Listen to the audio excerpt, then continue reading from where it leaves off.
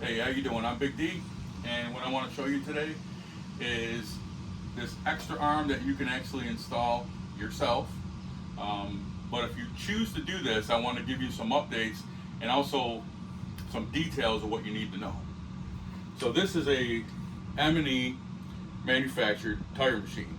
It's a ME-450 tire machine. So if you want to do this, what you're going to find is this arm comes with the machine, and there's going to be a pin that will go through this area all the way down through here, and there's a lock nut on the bottom. If you were to take this and order this extra arm, it's going to come with an extra piece of this pin. This pin is going to be perfect.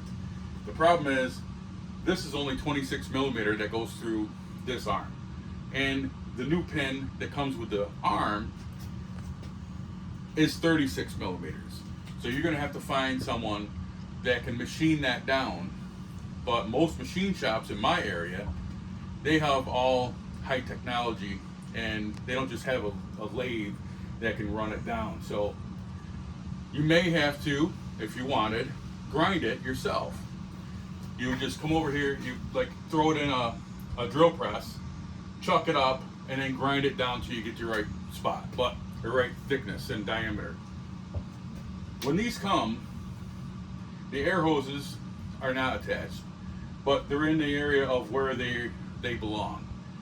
This cylinder is not on, so all you're going to have is 4 bolts that's going to attach this cylinder, which pushes down on the tire.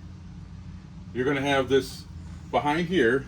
You're going to find a hose that's going to lead down, and I just use some cable ties all the way down the back, and it attaches down there, which it does come with the T.